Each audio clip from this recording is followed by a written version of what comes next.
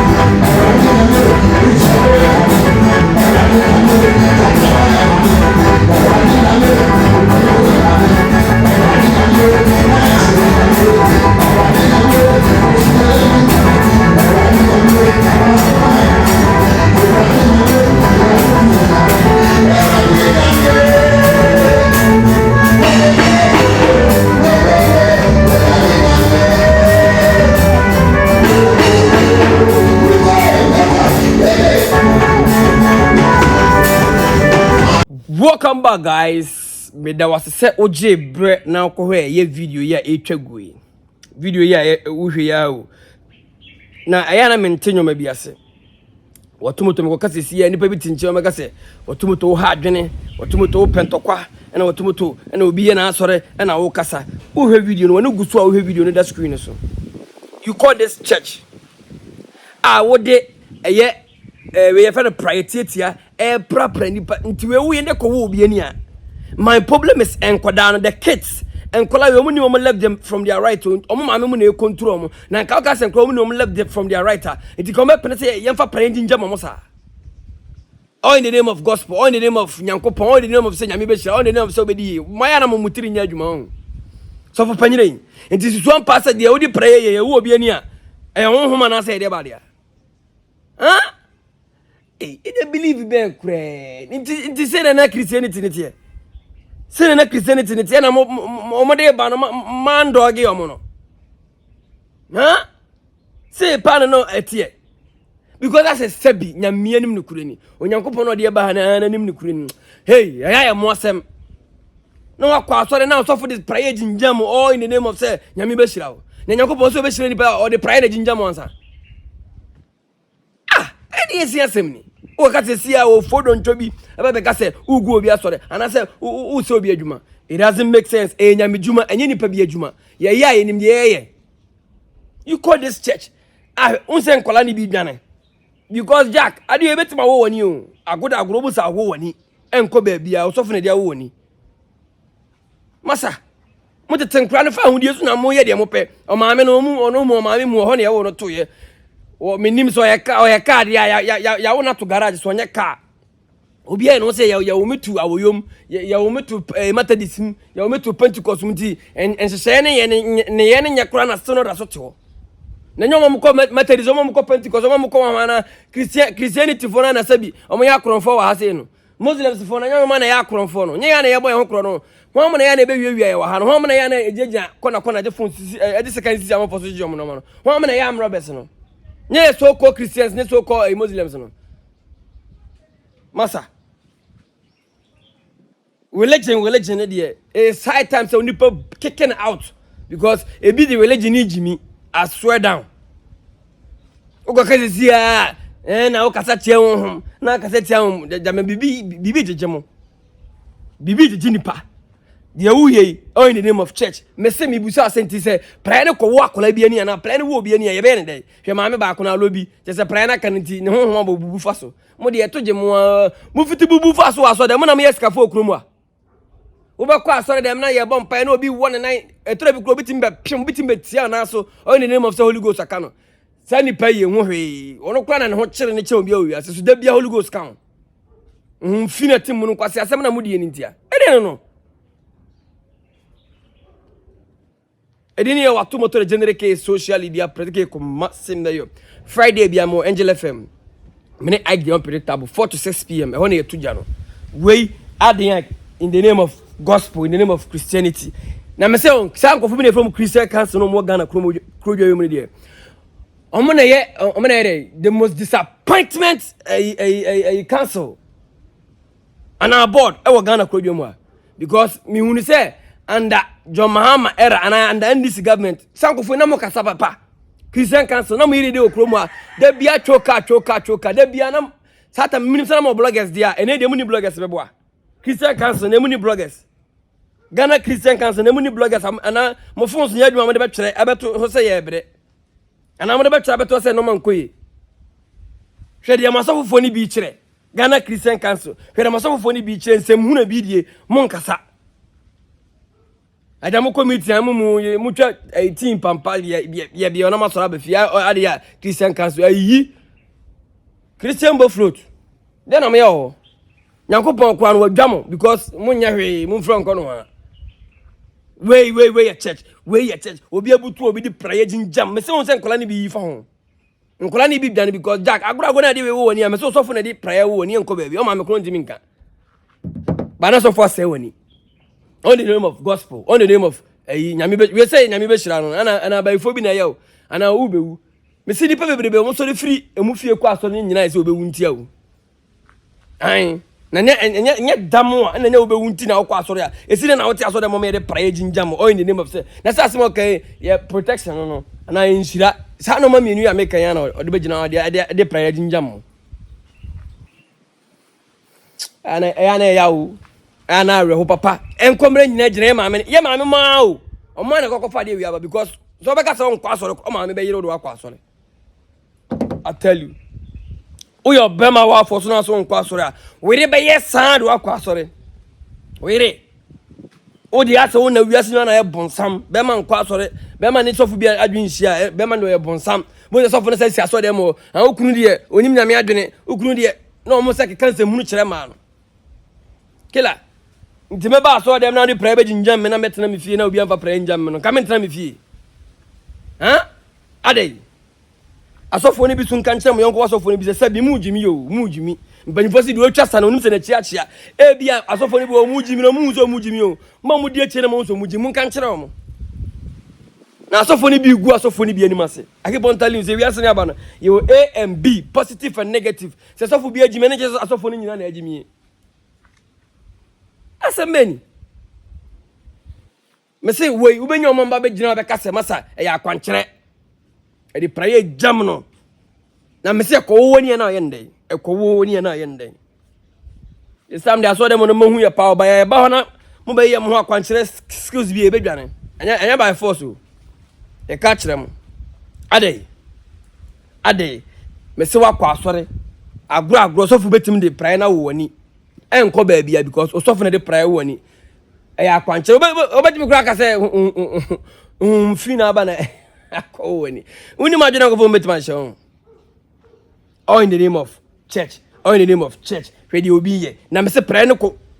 Mo de mo ntana ho na mo nyimi. Edin ye Watumoto the general case social media president ko masemeyo. First video of osofu bi a oye akwanchire. I don't know whether akwanchire or whatever.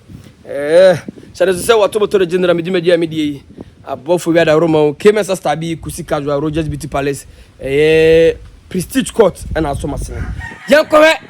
video of conphobia on so I say almost adwene na azan konfo bi yankome na sisi. When I meet you, Pastor Washfem, Bafem, Yesu Christo amedu obi yire.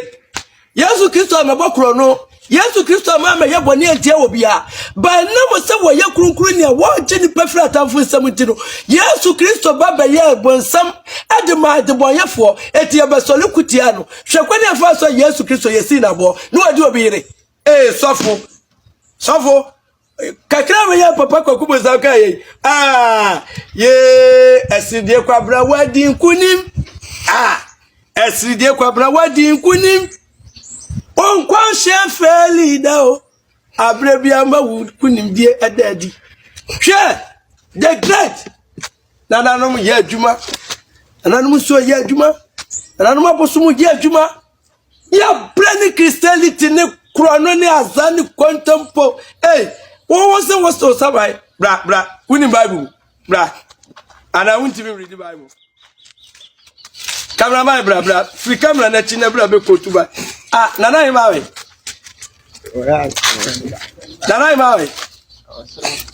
oh cameraman de bra de be kotuba Bible ni bi ba me na be wo de be bosu ni ba ku di ma me re Ezekiel Isaiah Samuel Bible ne ma say me mama mi ngu enu ase Bible de be enti Exodus and Exodus akwaya bon obo che me bra ne sa mai mumra now was it chapter 15 was said Moses turned and went down from the mountain, and the two of the tables of the testament were in his hand. Mountain here day. Mountain here day. Into what was over here day? Was over here? 10 Commandments. All the meaning Bible, baby, and be I can't tell. What's so? It's so much. What were we? What's so? I was so. Welcome back, guys. Okay, video of a year or confu or no say onim nyame asem. Won say wa confu ni bu we so a form of ada na bia o. Dabi won say your confu bu they are so easy to be convinced. Enti won say confu ni kuta Bible no kura no. Na say confu kuta kuta we confu they powerful. Sa konfoni bi so yi skill say asofoni bi bo e ba mo beje eduro fa soro ni nyina na yentro me kare kwa na kire mo ni nyina ya azan because konfoni nkasa mo ni eduro bi a e ba ya soro mo bo bodam na de asoro ye de eduro na ye yankopon ya soro no ye de eduro na ye asoro masa ni nyina na ya dada enti on wa shara fa Bible kutane say adia onim nyame asem on say wa pere akodi akohwo on say konfo wo ye otorofo ye dada fo ntuzo wa pere adia akohwo jy manento sa konfo to say meme say wo ye otorofo no ye dada fo hwini ni mu wo be ka kire say Jesus Christ yesi na bo abo be ebo ho bo na say bo be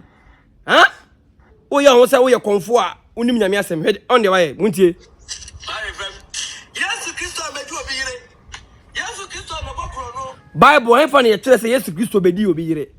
Bible hefa na ye kire say Yesu Christo be bokro no. Tie. Yesu Christo mama ye boni entia obi a. Ba na mo se wo ye krunkru ne wo gye ni pefra atamfo nsam ntino. Yesu Christo baba ye bonsam adema adeboyefo etie besole kutia no. Hwekwani afa so Yesu Christo yesi na bo. Asia Yesu Christo yesi no yi yesi ni bini. Yes, na boy, yes, good in the bini. Well, food on all in the name of set where you come for. Where's so on kind of crew? I'll come for the yow. That says fire uja. Well, come for no some kind of crew. Once a fire uja, the age me or didn't say munity or be fame on their comfort on the ayo. Saturday, yes, good to yes, na boy, yes, good to yes in the bini. ebini na esi ni wate abo excuse o Stephen esi na abo wate say e format wate say yesi obi abo Bible but onimo ni akwa nam say nyame hom tinimu onim adakora kuta no onim the use of adakora kuta nti say e na adwen say nipa na atwa e book sade ne kuta Roma ne yo say e book e book ama let me be honest with you so akofo oba na wo fa ne say ya hya oba ya hya oni ama akofo oba na yo say oya marriage material oba marriage material ama dia ewia so fa say oye bia oba ye nti convoy ade ne kuta na hu ne say Bible na yo say e book no dia oba say ya ma obi be ya ma nti dia wo ka no azan ni jimi Yesu Kristo yansi na bo jasa wutum futuro gu wan kasa wani no wanya waduro bi wona so ya konfo wanya wo konfo bi na o ya ye tena ho na ye jasa obeya ho se ase wo sa nim nyame asem na onim nyame asem o se esum ene han eni twaka nti wo ya konfo a masa bide ya wo konfo na mama ya ba mama na to ye se konfo de wo se sumu nyuma ana Christopher se han enti masa wo ye konfo a yi Bible ton chene jai de wo cheche se de ase de wo de Bible na ya de no sama zana mo jimi na mo ya na se krofasa bi ye mo desa na de no Bible na kuta unnim bibia wom you know nothing about the Bible da me yo se kuta unnim bibi wom wo de mo tana ha na ya ba na de se de ye mere so obitimu no sa na wo a wotu a wo so ye konfo a kuta Bible bewu me a me gina ma no tokoro misu mewu obi a bewu ntimi de me nya ma ni nyina nyinimum Osafo oja onse wono akwaya ama wei ebe ye dede hunu nka wei ka won tim begina akra be ka hwe nkyere Nyankopon ba wakofa Bible wo be dada hwan JY1 manem to ne se Bible na da ne ne mese eye ni se book eye book ne kuta no onim hwiwom na hwe so mfiri mu mama no tie ni ye na wo ba ha no kura no ukoto mpanifo bi ukoto nipa bi no mto na de obebunu no otine nim kyerɛw de won bunu no uhu de ate enti wo de wo so mbu Nyankopon na mbu Bible a wa wo lie de ntusaso be bia wa be fa wa de ene de enyo bi na be ka kyerɛw de ye bia ntusaso ba ma ya jai wo metum futuro nwo obi anya akoda wa nkwada mo ho de obeti metum futuro go no but ye mu se bi de ya bodju sai fu ye ni mu hu untimi entum futuro nwo ye ni because wo uni takabia wo Nyankopon asem bia ho koye de wo ye koye obosom sem koye de wo ye ebebo nti na wo ye nti na wadress se konfo a woto a wo ye wo konfo djuma no ye wo konfo djuma no no so nya na sofo djuma na nkanye krom ho a ene ne social media kaminim se sofo bi kana asem kro na konfo de no akogim sofo bi kana asem no na konfo de no akogim na me ma we na me ma waduro de asore abuafu na wankasa wo konfo no kro no wakom na yakosa hema ekromo e wa konfo do se na abin okromo a konfo ma bin okromo me hu mo ya na ma be gugu mo ni mase asa asofo no se bi ni training ti na oba mo be je aduro so de be ya sore abuafunu ya de aduro ya sore de ye se de aduro ya sore na to jo no a de ye na se de aduro ya sore na to jo no a ye mfa aduro nya sore me ka kire mo ne mo plan na kuta mo na ye mo se oba ye mo se de o bibi no hunu o mu ni se nyame na ye nyame adwuma se wo sofo se nyame na nyame no de adwuma dia ensuro no huni ni mu aduro no so akogene kro ni aduro bia puto na kro mu aka konfo bi wona ka ma ben antinka economy aye nwinsinka ka mo ntante masika ma nkwasiafo ni bi no samo ya konfo mo ni abere mo abenben economy ne na asesa aweso no mo ntante masika mra na munya mo asem na mo ya so nkwalidi na wo be sore na konfo we di nam ha na we di nam ha maranfo uye ni ye be ka wanye ni ye be ka tire untimi no biya hute edini ye Watumoto the general ke social media preke ko massive mayor political general as well oko a video of konfo ya wade konfo ya versus fire uja shout this we yan kolan ne ye what you say yan ko another video we see a video of one lady minim de kofa ba ya o say there our men don't know how to choose wisely. She's talking about say be ma choose oba as wife and na o che say Ghana men no hu ono oba we hu say yenim how to choose wife. Ye ko video ni mresi here. You understand? My brother, the problem is the men in our community. Selection, we have bad choice. And a lot of women are married women here. The community, the moment we are we are collected, we are opinionated, we are smarter. Our because most men don't know how to choose correct women for a wife because they always want this type. Welcome back, guys. Dini Watumoto General social media president, political general Kumas Mayor. Oko video of one lady. Na odin komobi say. Ono no hu say Ghana mema no a bad choice of wife. Ana ya nyaade ya say ya choice na nye. Na de maye suro kura ni yesa ko hu oba one oye educated. Mama minti ono amu. Yenti free the horse's own mouth. Bad choice. And queen and I'm going to play. I be see so happy. So a lot of women are married women here. We say the moment your community we all ba obu ho no. We are collected. We are opinionated. We share opinion what you mean do. We are smarter. Our area ho ba ye diama. Sana sister ika sister. Ya na me din ko bi say abrabo ne wo A and B and e positive and negative. Sa mema na o ka no. Omo wo ho. Mema na omo mpem oba na wo kire no they are there. And me ntwa ntro. Ba mema bi so ho omo pema na wo ka omo asem no. Nya mema nyina na pema omo ye loud. Nya mema nyina na pema. I'm telling you the gospel truth. Be my pa be catch yourself. Me po ba hide you like oba onye loud. Be my pa, I'm telling the gospel truth. You be man you be man. That be because me nya adaje ba api su yi. Me hwenya ma bebre me videos bebre sabi. E me man bi tempting kwa wodem. Aware fo ni bi. Se man bi aware wa ha. Me man bi su wodem. Me man bi ntimi nkasa. I tell you because obe he oba energy ode ye video oba no de oye wa ha. It tells you say ni kunu any energy because a man bi ni ya o me ya wa no. Je say omumboa de they don't respect and oba ne be ma betena sa awade ne da ho no. Let me be honest with you guys. Awade ne de odo ne de I think say mu be hia na mu nim ho sa na mu be ze mu ndi mu ho da no mu be de dam no odo ne de betima yera ni tambia because egusu kona metia na so betia na so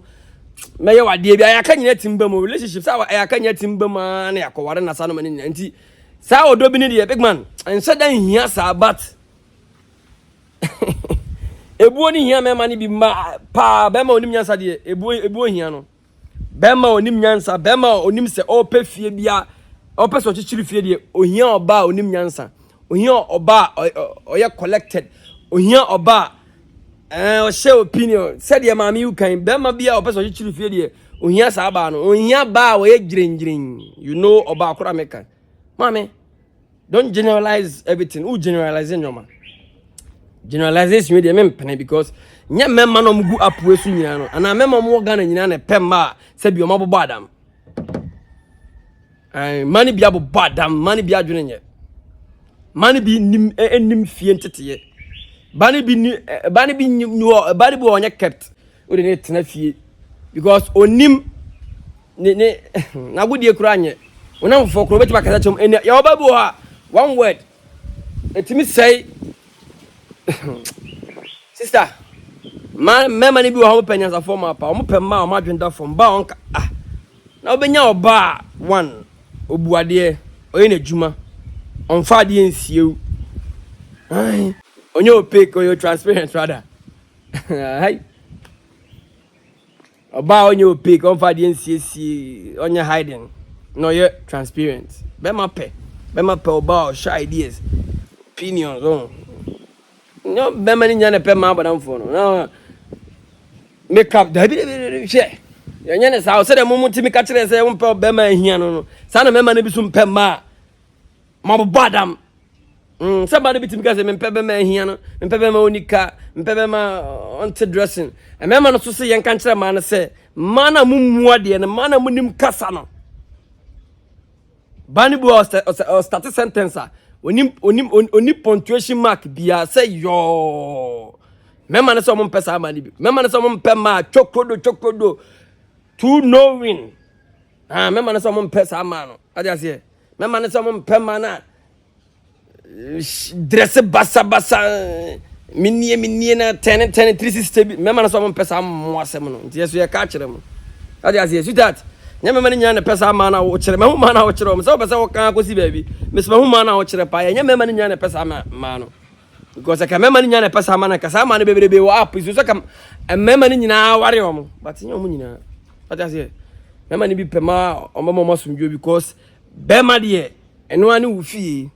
eno wo fie no so eno ani asumdwie bema se ni fie ni asumdwie a abontene eye huhu kwa ene na otimi gina ba bi kitwa bi na mo so frena so be no press na because ni fie no there is no peace.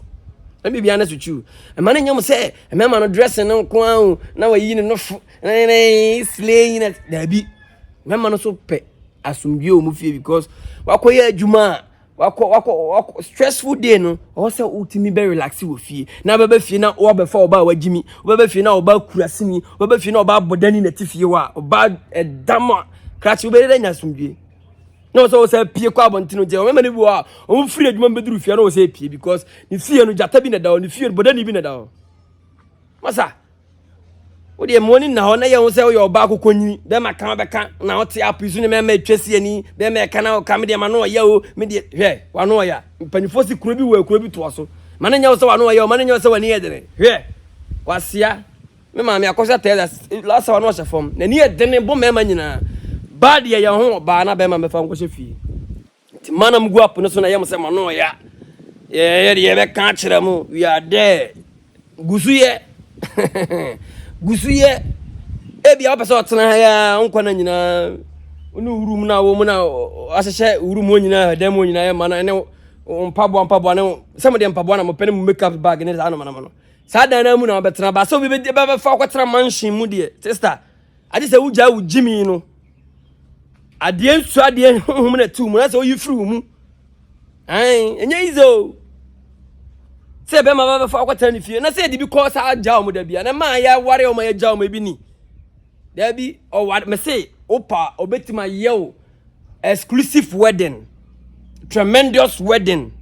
monumentous wedding where they been see that but do kodru fie na onye oba edu tena fie a wo be sa besena ko fie because onye oba edu tena fie nti maame mo am wo hanyina mo ye nua ma mo ye yere no mo ye girlfriends ye ntimi nsore ba preko pemedi di matem ye ntimi nsore preko pen ka bibi mani ntiam ya abadamfo aya mu mo circles na mo hu barriers sa wontra oye oba hu ba bia odi wa agro because banifa ka say aboana no ware say den kura en didin twere suo no ti ma no munya ma wa ha ma hu one lady bi na ko fa no video na betwam eso I don't know her name say eso her kako ana momone hey free won say wa se na ba e bon kan me so share me because you do baby a free ankasa na se bon kan me so mo metro eya momone ana eya kako madam we a very beautiful lady dear see bia hange wate hange na yesi nyoma kura ye ko hange mame cut everything. I'm not here to explain things, I'm not here to say anything, but the metima catch say hange ntokwa na doso whether they are fighting you or you are fighting them, cut it, cease fire. Oh bani mo nyamfo say nya TikTok kwa kwa de betima shi obotra kasa ho mame no enye TikTok pa wo betima share sister wa dress it in the camera na say ojana shop ton na dura. You can talk to her but enam TikTok nti wa bedi agro na mahade yesi the bia them who sister videos e wo JY1 a page on na account. Oh my goodness ya pa say oba pie oba say bema first na fitwesia na mema ne hunu sa oba kwa abontere oba fi na o yire akanto kwato na je twato ba we de man santo konya be social media but mu hunu say de mu ye ade na moteso no it doesn't delete or forget. Did you be it will be there until now about memories 1 year 2 years 3 years ye be keep on. I remember also today ye be hu de ye ni me catch will be because that woman she's very beautiful na minim de ntia da bia da she is talking na talking so ayatem didie enra obuza say oba bia se bon na bon se de e bon se bini mame e bon se bini adey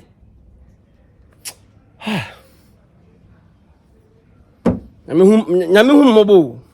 areho because me ma wafu we say wawari o so nwari yo mami ye wan eyeyi ba hwe de TikTok nti hwe bani fo so se ba bia e be se wakoduru se de wa gu honu ma se koduru no e be duru e ntimi nyu ho no sa o mami ko akire tra mia na wo kware o sa oni shop